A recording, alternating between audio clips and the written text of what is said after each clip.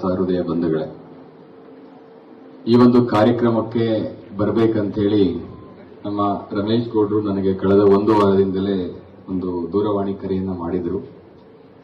ಪರಿಸರದ ಬಗ್ಗೆ ಅಪಾರವಾದಂತಹ ಕಾಳಜಿಯನ್ನ ಹೊಂದಿರೋದ್ರಿಂದ ಒಂದು ಕಾರ್ಯಕ್ರಮ ಮಾಡ್ತಾ ಇದ್ದೀವಿ ಮತ್ತು ಇತ್ತೀಚೆಗೆ ನಿಧನಗೊಂಡಂತ ಹಿರಿಯ ಒಬ್ಬ ಶ್ರೇಷ್ಠ ಕವಿ ಎಚ್.ಎಸ್. ವೆಂಕಟೇಶ್ ಮೂರ್ತಿಯವರ ನಿಧನದ ಪ್ರಯುಕ್ತ ಒಂದು ಗೀತ ನಮನ ಕಾರ್ಯಕ್ರಮವನ್ನು ಕೂಡ ಮಾಡ್ತಾ ಇದ್ದೀವಿ. ತಾವು ಬರಬೇಕು ಅಂತೇಳಿ ವಿನಂತಿಯನ್ನ ಮಾಡಿಕೊಂಡ್ರು. ಬಹಳ ಸಂತೋಷ ಆಯಿತು. ಒಂದು ಒಳ್ಳೆ ಕಾರ್ಯಕ್ರಮವನ್ನು ಆಯೋಜನೆ ಮಾಡಿದ್ದಾರೆ. ರಮೇಶ್ ಗೌಡ್ರು ಎಲ್ಲೂ ಕೂಡ ತೆರೆ ಹಿಂದೆ ಇರ್ತಾರೆ, ಮುಂದೆ ಇರಲ್ಲ. ಬನ್ನಿ ರಮೇಶ್ ಗೌಡ್ರೆ. ರಮೇಶ್ ಗೌಡ್ರು ಕುತ್ಕೊಳ್ಳಿ. ಅವರು ಎಲ್ಲಾದ್ರಲ್ಲೂ ಕೆಲಸದಲ್ಲಿ ಬಹಳ ಕ್ರಿಯಾಶೀಲವಾಗಿ ಬಹಳ ಚಟುವಟಿಕೆಯಿಂದ ಕೆಲಸ ಮಾಡುವಂತ ಒಂದು ಮನೋಭಾವ ಇದೆ. ನಾನು ಅವರಲ್ಲಿ ಗಮನಿಸ್ತದ್ದೇ ನೋಡ್ತಾ ಇರೋಂಥದ್ದು ಸ್ವಾರ್ಥಕ್ಕಾಗಿ ಏನೂ ಮಾಡಲ್ಲ.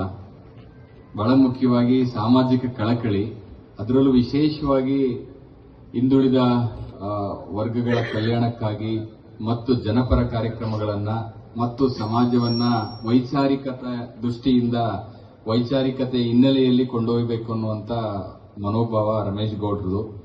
ಹಾಗಾಗಿ ಇಂಥ ಒಂದು ಒಳ್ಳೆ ಕಾರ್ಯಕ್ರಮವನ್ನು ಆಯೋಜನೆ ಮಾಡಿರೋದಕ್ಕೆ ನಾನು ಅಭಿನಂದನೆಗಳನ್ನ ವಿಶೇಷವಾಗಿ ರಮೇಶ್ ಗೌಡ್ ಅವರಿಗೆ ಸಲ್ಲಿಸಲಿಕ್ಕೆ ಇಚ್ಛೆ ಪಡ್ತೇನೆ. ನಮ್ಮ ಪಟ್ಟಣ ಪಂಚಾಯತಿ ಅಧ್ಯಕ್ಷರಿದ್ದಾರೆ, ಪಾಪಣ್ಣವರಿದ್ದಾರೆ.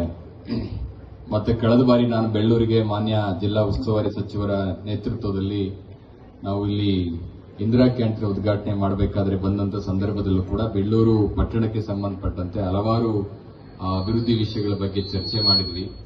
ಅದು ಕೂಡ ತಮಗೆಲ್ಲ ಗೊತ್ತಿದೆ. ಬೆಳ್ಳೂರು ಒಂದು ವಿಶೇಷವಾದಂತ ಒಂದು ಊರು. ಯಾಕೆ ಅಂತ ಹೇಳಿದ್ರೆ, ನಾವು ಮತ್ತೆ ನನ್ನ ಸನ್ಮಿತ್ರರು ಮಾತಾಡ್ಕೊಂಡು ಬರ್ತಾ ಇದ್ವಿ. ಈ ಊರು ಯಾವ ರೀತಿ ಚಿರಪರಿಚಿತ ಅಂತ ಹೇಳಿದ್ರೆ, BM ಶ್ರೀಯವರು ಹುಟ್ಟಿ ಬೆಳೆದಂತ ನಾಡಾಗಿರೋದ್ರಿಂದ ಏನು ಅವತ್ತಿನ ಶತಮಾನದಲ್ಲಿ ಕನ್ನಡ ಸಾಹಿತ್ಯಕ್ಕೆ ಅಷ್ಟು ಮಹತ್ವ ಇರಲಿಲ್ಲ. ಅವಾಗ ಎಲ್ಲವೂ ಕೂಡ ಇಂಗ್ಲಿಷ್ ವ್ಯಾಪಕವಾಗಿತ್ತು, ಸಂಸ್ಕೃತ ವ್ಯಾಪಕವಾಗಿತ್ತು. ಆದರೆ ಕನ್ನಡವನ್ನ ಉಳಿಸಬೇಕು, ಕನ್ನಡವನ್ನ ಬೆಳೆಸಬೇಕು, ಕನ್ನಡತನವನ್ನ ಎತ್ತಬೇಕು ಅನ್ನುವಂತ ಎದೆಯನ್ನ ತಟ್ಟಿ ಎದೆಯನ್ನ ಮುಟ್ಟಿಕೊಂಡು ನಿಂತಂತ ಏಕೈಕ ಮೊದಲ ಕನ್ನಡಿಗ ಅಂದ್ರೆ ಅವರು BM ಶ್ರೀಯವರು, ತಮಗೆಲ್ಲ ಗೊತ್ತಿರಬಹುದು. ಹಾಗಾಗಿ ಅವರು ಬರೆದಿರುವಂತಹ ಅನೇಕ ಸಾಹಿತ್ಯ ಇವತ್ತಿಗೂ ಕೂಡ ಪ್ರಸ್ತುತ ಆಗಿದೆ. ಅವರ ಒಂದು ಕವಿತೆಗಳಾಗಿರ್ಬೋದು. ವಿಶೇಷವಾಗಿ ನನಗೆ ಬಹಳ ಅಚ್ಚುಮೆಚ್ಚಾಗಿರುವಂತದ್ದು ಅವರೇನು ಇಂಗ್ಲಿಷ್ ಕವಿತೆಯನ್ನ ಕರುನಾಡು ಬಾಬೆಳಕೆ ಮುಸುಕಿದಿ ಮಬ್ಬಿನಲ್ಲಿ ಕೈ ಹಿಡಿದು ನಡೆಸನ್ನನ್ನು ಅನ್ನುವಂತ ಒಂದು ಕವಿತೆಯನ್ನ ಇಂಗ್ಲಿಷ್